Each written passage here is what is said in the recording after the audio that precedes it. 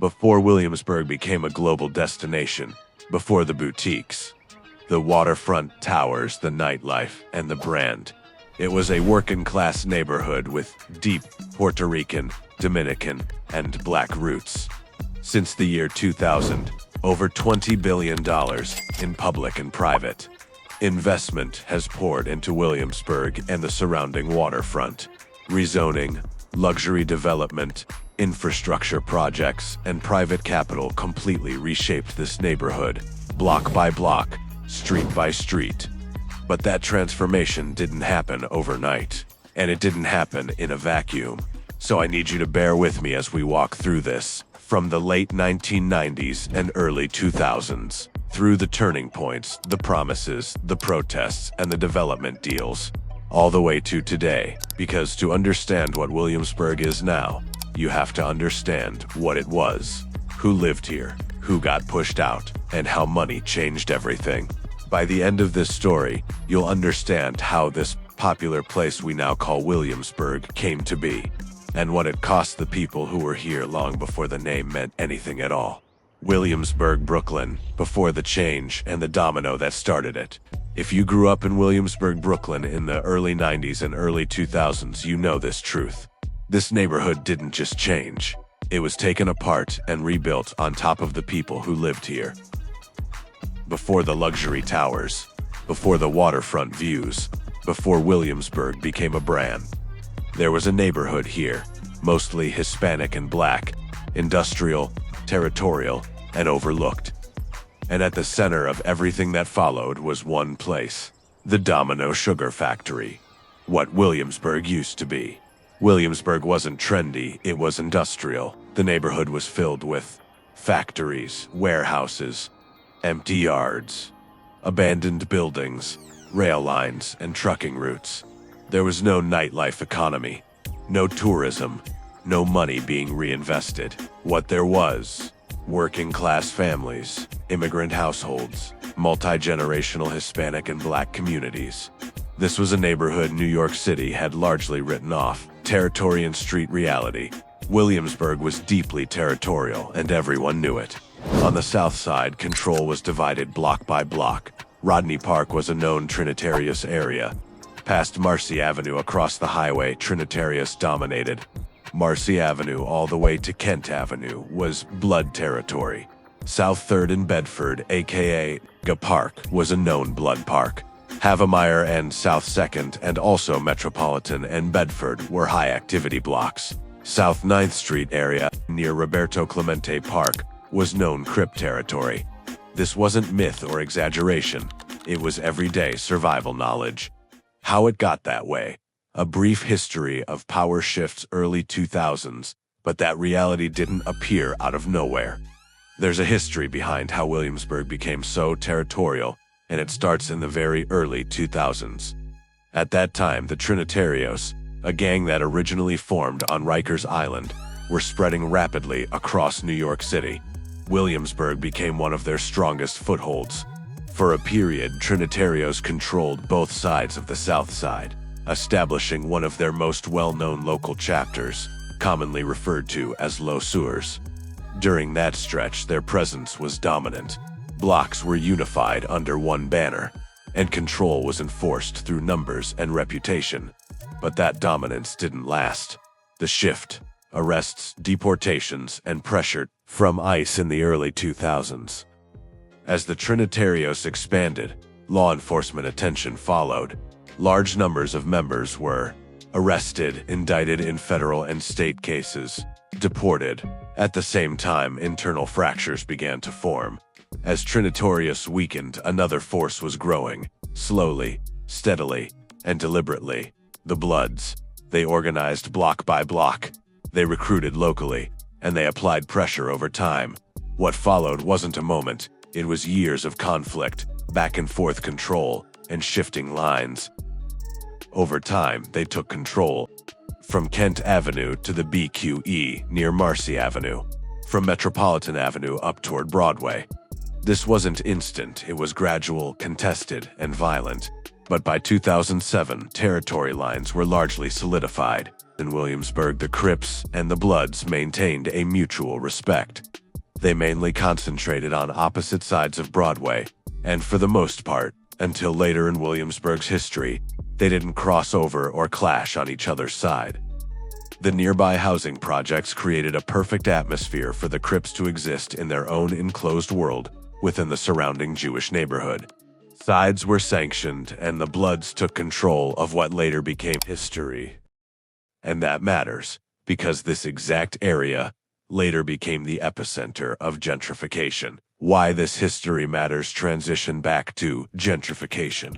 Rezoned, redeveloped, marketed, sold.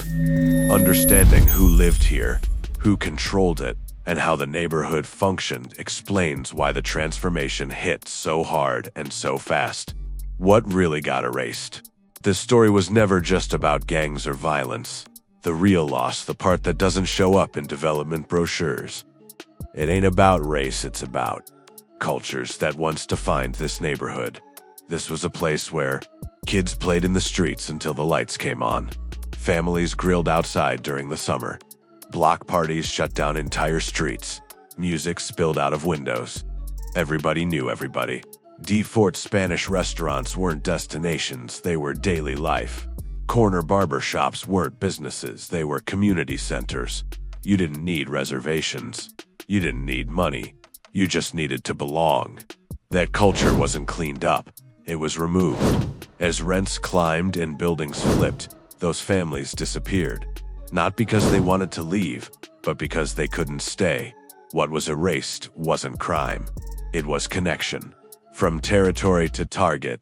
Why this area was next. Once violence declined and control stabilized, the neighborhood became attractive, not to residents, but to developers. The very things that once made Williamsburg undesirable. Industrial zoning, low property values, waterfront access, now made it valuable. And at the center of it all stood the Domino sugar factory. We can't leave out the impact stop-and-frisk had on opening the door for developers. Spanish and Black residents were suddenly being harassed for doing nothing more than hanging out on their own stoops or walking up their own block. To gentrifiers and developers looking in from the outside, the neighborhood appeared safer.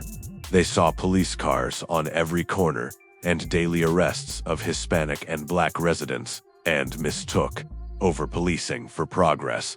That perception made it easier for developers to move in and reshape the neighborhood.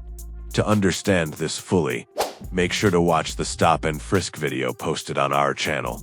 Back to the sugar factory. Domino Sugar Factory. For decades, Domino Sugar dominated the waterfront, physically and economically. When the factory shut down, it didn't just leave behind land. It left behind one of the largest undeveloped waterfront parcels in New York City. Developers saw a blank canvas. The city saw tax revenue. Residents saw a threat. The waterfront project and community pushback. The Williamsburg waterfront project began with Domino. Residents protested. Tenants organized. Community groups pushed back hard. The concerns were consistent. Displacement, loss of affordable housing, privatization of the waterfront. To move forward, developers promised affordable apartments, a major public park, community access. That's how the project gained approval. The affordability illusion. But affordable didn't mean affordable to the people who lived there. Housing was priced using area median income, post-gentrification. So, longtime residents didn't qualify, couldn't afford rents, were pushed out anyway. The promise of affordability became the justification, not the protection. Total transformation. After Domino, everything accelerated.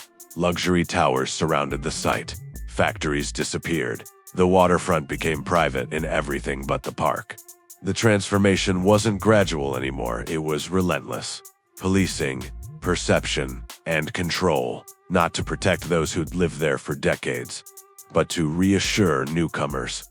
The people who survived the hardest years were now treated as obstacles. Neighborhood racial makeup showed a white majority, 66.5%, and about 26.3% Hispanic or Latino overall.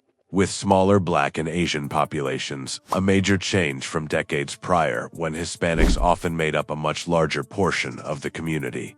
Studies of gentrification in Williamsburg, Brooklyn, areas that experienced some of the biggest rent increases in the city, show that median rent shot up much faster than the city average, up roughly 78.7% between 1990 and 2014.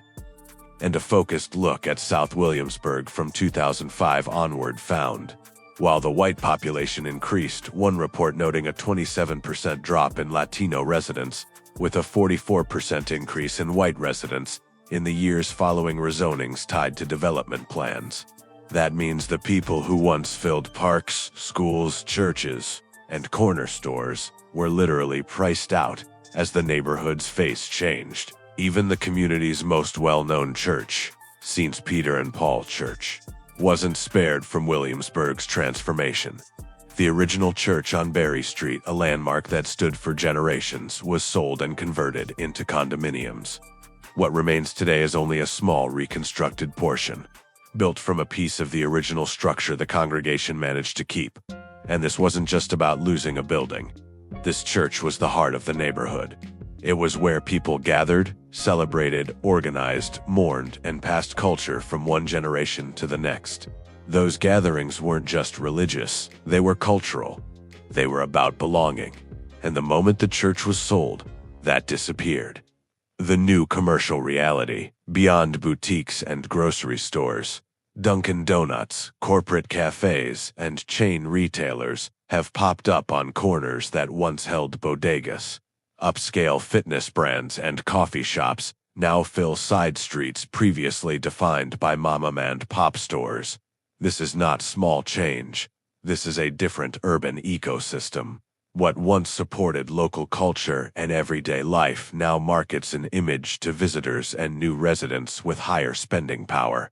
And if you're still not convinced how deep these roots go, you don't have to take my word for it. Decades later, long after the blocks changed, the rents rose, and the people were pushed out, the culture was still undeniable. So undeniable that one of the biggest global artists in the world came here to document it. Bad Bunny chose Williamsburg to shoot one of his most culturally rooted videos, not on a set, not in a studio, but right here, on Grand Street and Driggs Avenue, in the middle of everything gentrification tried to erase.